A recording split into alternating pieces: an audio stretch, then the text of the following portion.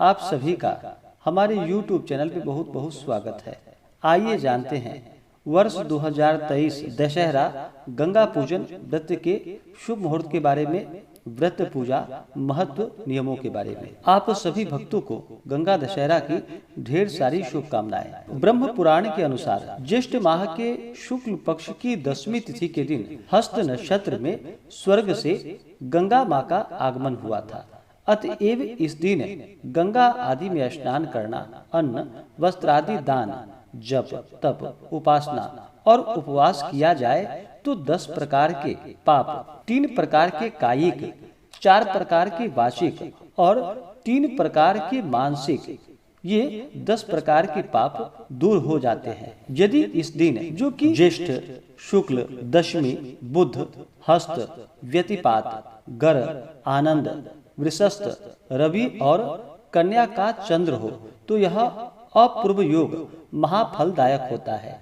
इसमें योग विशेष का बाहुल्य होने से पूर्वा या परा का विचार समय पर करके जिस दिन उपयुक्त योग जो कि अधिक हो उस दिन स्नान, दान, जप तप, व्रत और उपवास आदि करनी चाहिए। यदि ज्येष्ठ अधिक मास हो तो ये काम शुद्धि की अपेक्षा मल मास में करने से अधिक फल होता है।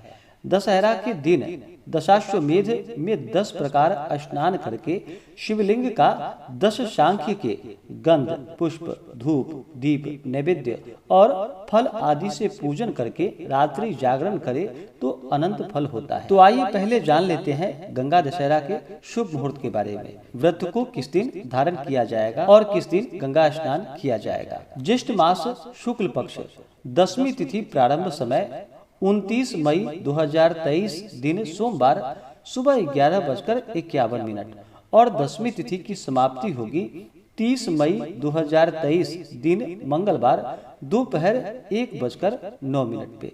तो हमें सूर्योदय व्यापनी के अनुसार जो समय प्राप्त हो रहा है वह समय 30 मई 2023 दिन मंगलवार को प्राप्त हो रहा है। तो इस दिन गंगा दशहरा का पर्व मनाया जाएगा।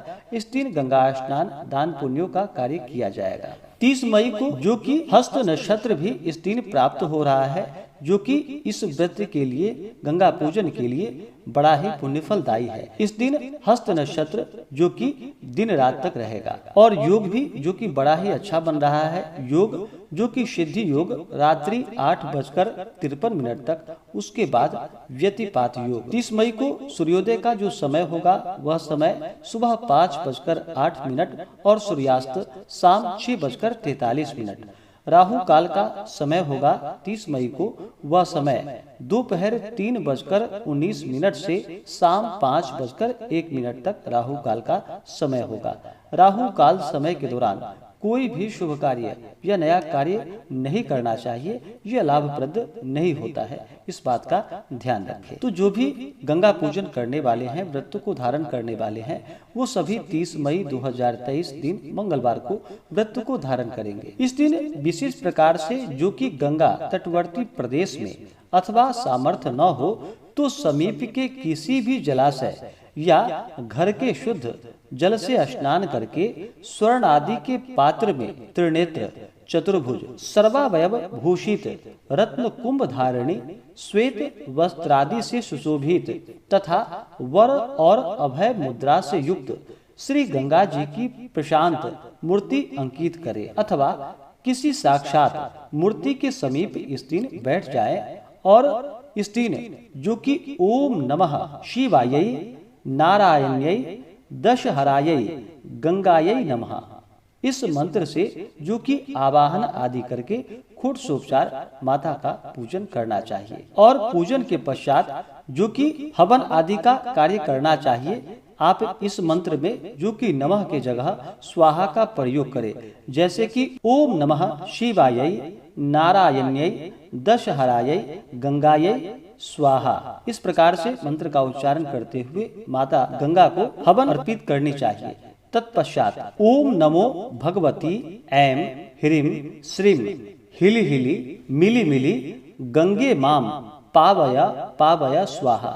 इन मंत्रों से 5 पुष्पांजलि अर्पण करके गंगा को भूतल पर लाने वाले जो कि भागीरथ का और जहाँ से वे आई हैं उस हिमालय का नाम मंत्र से पूजन करें। फिर 10 फल, 10 दीपक और 10 शेर जो कि तिल, इसका गंगायै नमः कह करके दान करे। साथ ही घी मिले हुए सत्तू के और गुड़ के पिंड बनावे और फिर उसे जल में डाले। सामर्थ्य हो तो सोने के कच्छप, मत्स्य और मंडूकादि की भी पूजन करके उसे जल में डाले।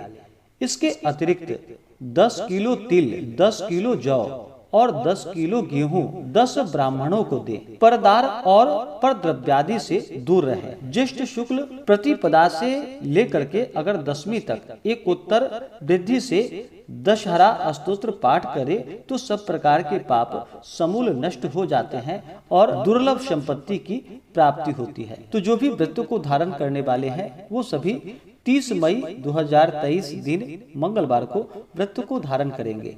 गंगा दशहरा के दिन, इस दिन जो कि शुद्ध और सात्विकता का पालन करना चाहिए, ब्रह्मचर्य का पालन करना चाहिए। इस दिन किसी के ऊपर क्रोध नहीं करनी चाहिए। अपने मन में किसी के प्रति ईर्ष्या या द्वेष का भाव नहीं लाना चाहिए। शुद्ध और सात्विकता का पालन करते हुए इस दिन विशेष प्रकार से जो कि गंगा माता का पूजन करना चाहिए, भगवान शिव जी का पूजन करना चाहिए, भगवान विष्णु की पूजा करनी चाहिए। इससे अनंत गुना पुण्य फलों की प्राप्ति होती है। तो आशा करता हूँ कि यह जानकारी आपको अच्छा लगा हो। अगर आप सब आगे के जो कि निर्जला एकादशी व्रत के शुभ मुहूर्त पारण समय के बारे में जानना चाहते हो या प्रदोष व्रत के बारे में जानना चाहते हो तो उसका भी वीडियो हमारे चैनल पे अपलोड है या हमारे वीडियो के एंड स्क्रीन में भी वीडियो का लिंक दिया गया है। आप उसके माध्यम से जानकारियां को प्राप्त कर सकते हैं। तो आशा करता हूँ कि यह जानकारी आपको अच्छा लगा हो। ऐसे ही ज्ञानवर्धक जानकारियाँ प्राप्त करने के लिए हमारे इस चैनल पे अगर आप नए हैं तो चैनल को लाल बटन दबा करके सब्सक्राइब करें, साथ में बेल आइकन घंटी को दबाएं ताकि मेरे वीडियो का नोटिफिकेशन आपको समय से मिलता रहे।